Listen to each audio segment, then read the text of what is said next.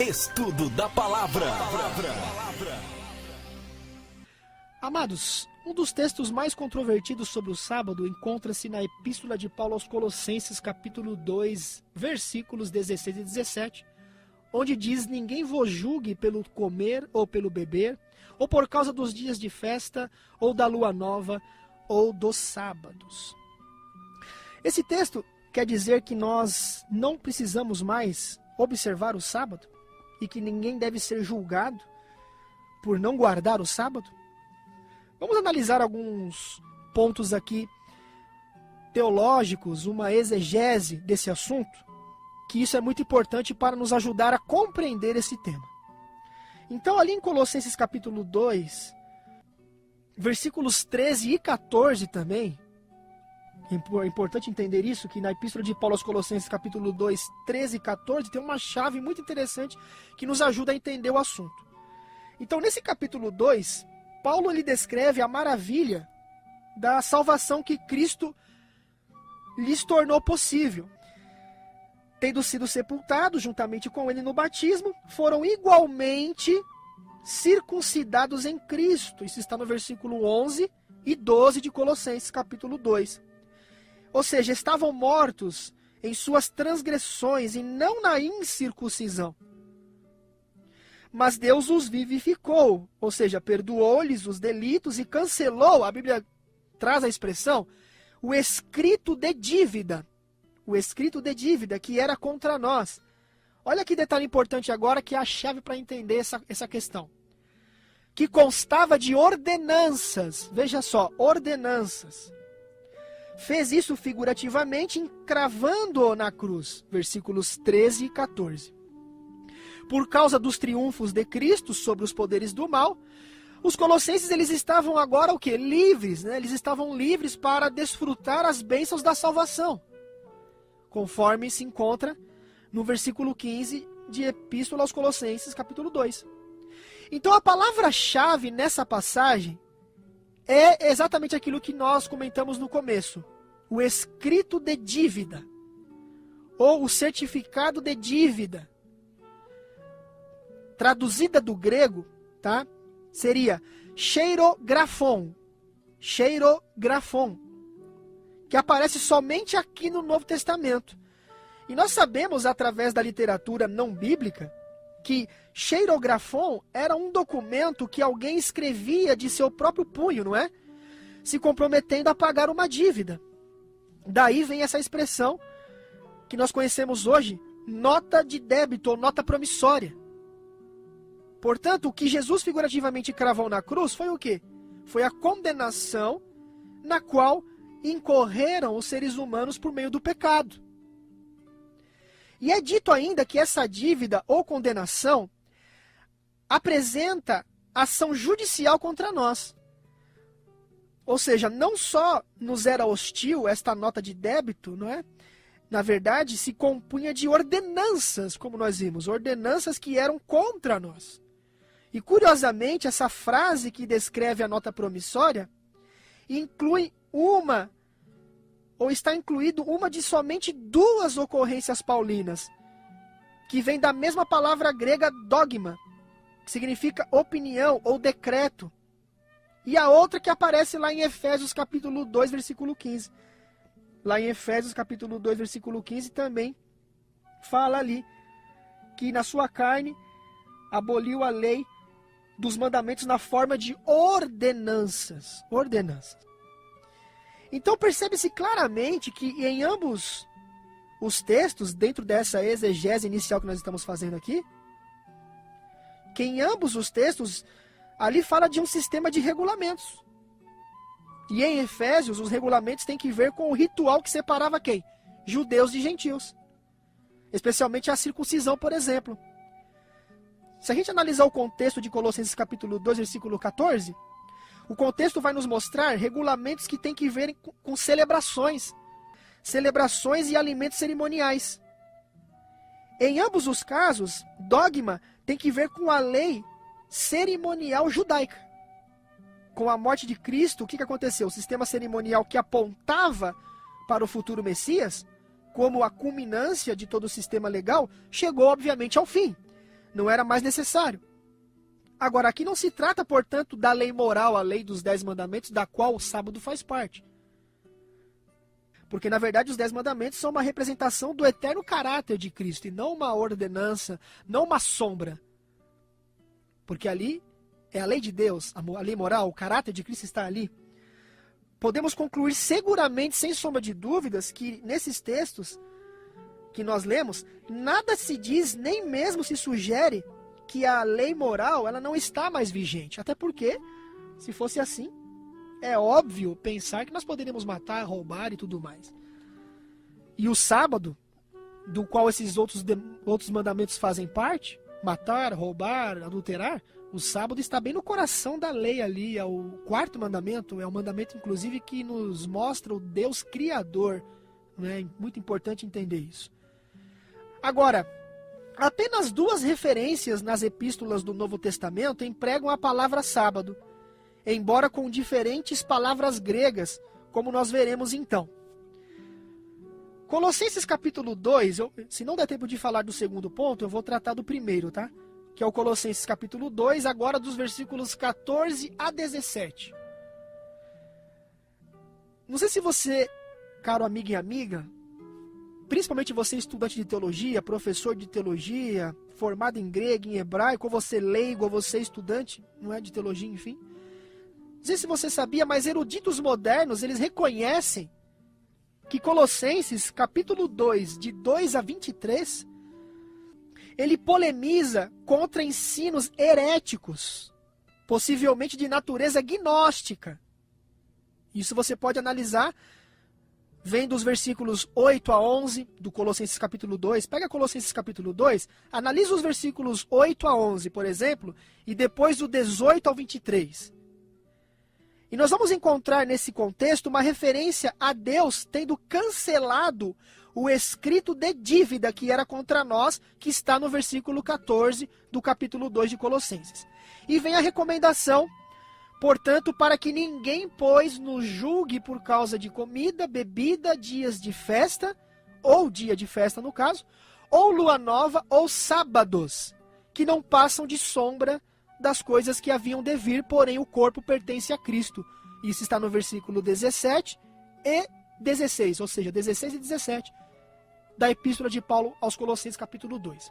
Algumas versões, elas trazem a referência ao sábado como dias de sábado, não diz, ou não é usada a expressão ou sábados, mas dias de sábado.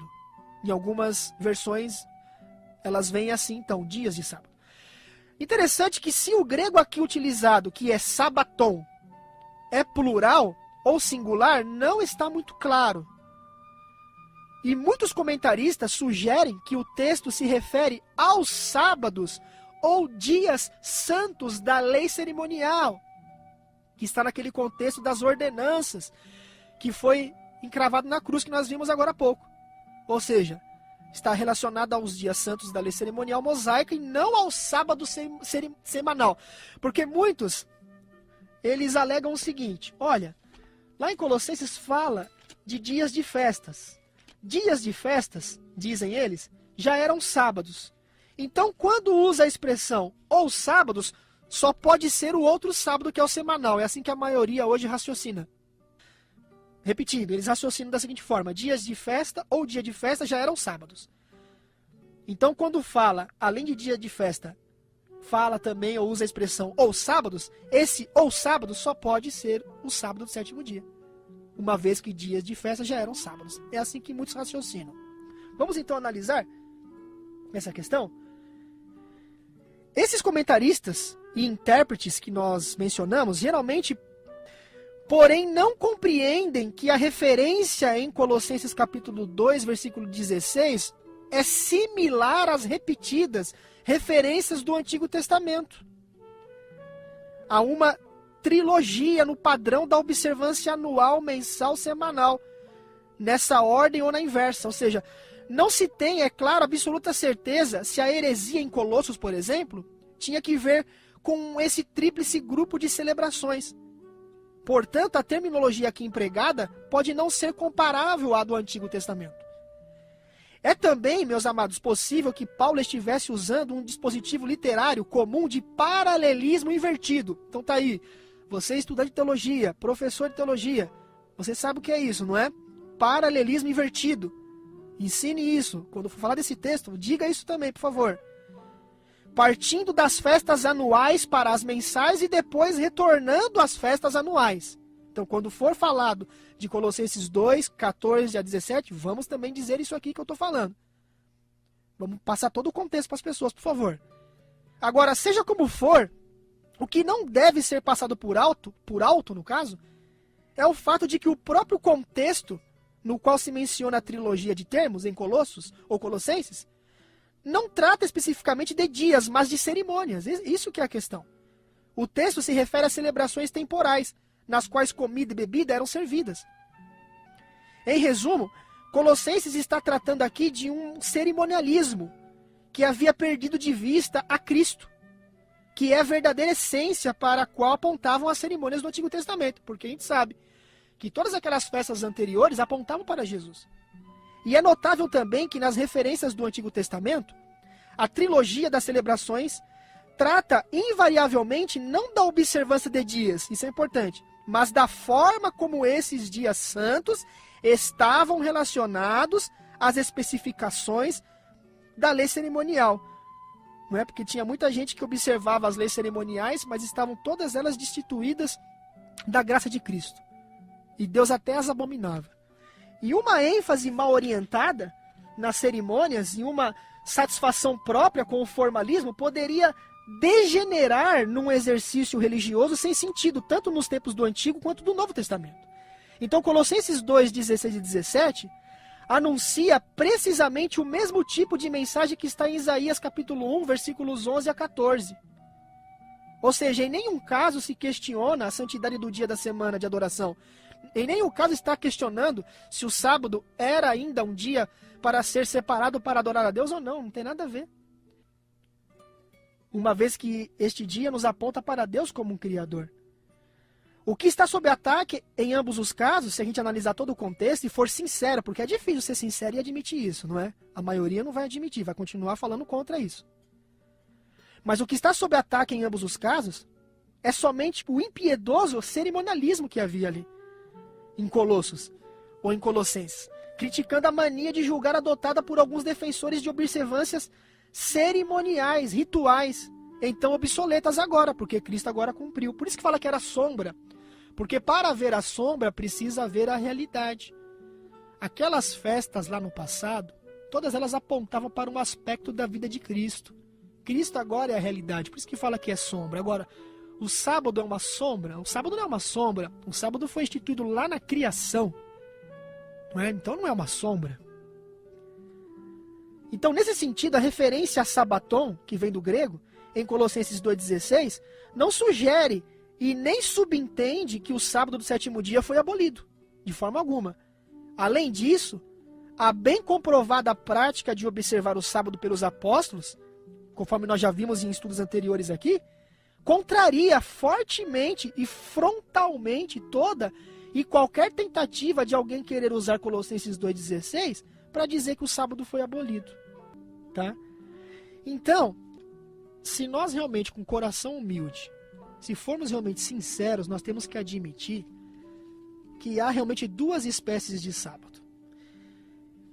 O texto diz: ninguém vos julgues pelo comer ou pelo beber, ou por causa dos dias de festa, ou da lua nova, ou dos sábados. Repetindo, aqueles que raciocinam que o sábado foi abolido, eles dizem: olha, dias de festa já eram sábados. Então, quando fala ou do sábado, só pode ser o outro sábado, que é o semanal. A Bíblia, ela é muito clara a respeito do sábado, não é? A Bíblia diz que o sábado foi dado na criação, lembram-se? Quando não havia pecado, não havia nem o povo judeu ainda. O sétimo dia havia sido separado, santificado. Deus descansou, abençoou. Jesus também, que é Deus e que descansou com o Pai, portanto, ele mesmo instituiu o sábado. De acordo com o Evangelho de Lucas 4,16, ele observava o sábado segundo o seu costume. Paulo e os discípulos observaram o sábado. É só ler ali Atos dos Apóstolos especialmente capítulo 13, por exemplo, versículos 42 e 44. Agora, para que não haja então essa aparente contradição, é óbvio que existem duas espécies de sábado. O sábado semanal do sétimo dia, que foi dado na criação, quando não havia pecado, que foi uma das duas instituições que até hoje permanece, ou seja, o casamento e o sábado, e o sábado cerimonial, que foi colocado no contexto das festas cerimoniais, onde haviam ali oferecimento de comidas, bebidas e tudo mais. Então, o sábado do sétimo dia, ele é parte, tá certo? Ele é parte e que faz parte da lei de Deus. É a parte da lei dos 10 mandamentos. É parte desses 10 mandamentos. É uma lembrança semanal do amorável e todo-poderoso Criador. E o sábado anual diz respeito especificamente à história de Israel. Se a gente ler, olha que interessante, olha. Se a gente pegar o Hebreus capítulo 10, versículo 1. Hebreus capítulo 10, versículo 1. Olha que interessante. Hebreus 10, 1. Ora, visto que a lei tem sombra dos bens vindouros, tá vendo aqui a palavra sombra de novo? Não a imagem real das coisas nunca jamais pode tornar perfeitos os ofertantes com os mesmos sacrifícios que ano após ano, perpetuamente, eles oferecem? Então, novamente aqui, a lei que tem sombra dos bens vindouros. E lá em Hebreus capítulo 8, versículo 4 e 5, Hebreus 8, 4 e 5 diz assim: ora, se ele estivesse na terra, nem mesmo sacerdote seria, visto existirem aqueles que oferecem os dons segundo a lei, os quais ministram em figura e sombra das coisas celestes, assim como foi Moisés divinamente instruído quando estava para construir o tabernáculo, pois diz ele, vê que faças todas as coisas de acordo com o modelo que te foi mostrado no monte. Perceba aqui que Hebreus capítulo 10, versículo 1, 8, versículo 13 e 4, principalmente o 4 e o 5, a gente percebe claramente aqui que há uma relação, ou Hebreus ele relaciona a lei das sombras com o sacrifício animal. Olha, por exemplo, Ezequiel 45, 17. Se a gente pegar Ezequiel capítulo 45, vamos abrir ali em Ezequiel capítulo 45, não é isso? Versículo 17, olha o que diz ali. Ezequiel 45, 17. Estarão a cargo do príncipe os holocaustos e as ofertas de manjares e as libações nas festas, olha só, nas luas novas e nos sábados, em todas as festas fixas da casa de Israel, ele mesmo proverá a oferta pelo pecado e a oferta de manjares e o holocausto e os sacrifícios pacíficos para fazer expiação pela casa de Israel. Percebe que aqui em Ezequiel capítulo 45, versículo 17, ali é usado exatamente a mesma expressão, exatamente na mesma ordem que é usada em Colossenses, quando diz, por causa da comida, bebida, luas novas ou sábado. Então, se a gente ligar tudo isso aos sistemas cerimoniais de festas e sacrifícios, ou seja, ofertas de comida, de bebida, festas, luas novas e sábados, nós vamos ver que isso foi colocado para reconciliar a casa de Israel. Quando a gente vai lá, por exemplo, em Levítico 23, versículo 3, Levítico 23, versículo 3, a gente vê o sábado do sétimo dia. Quer ver? Levítico 23, versículo 3, olha. 6 dias trabalhareis, mas o sétimo dia será o sábado do descanso solene. Santa convocação. Nenhuma obra fareis. É sábado do Senhor em todas as vossas moradas. Aí quando você pega, em contrapartida, Levíticos 23, dos versículos 5 a 32, Levíticos 23, dos versículos 5 a 32, você vê ali os sábados cerimoniais, que eram chamados de santas convocações. A palavra Shabat, do hebraico, vem, ou significa descanso.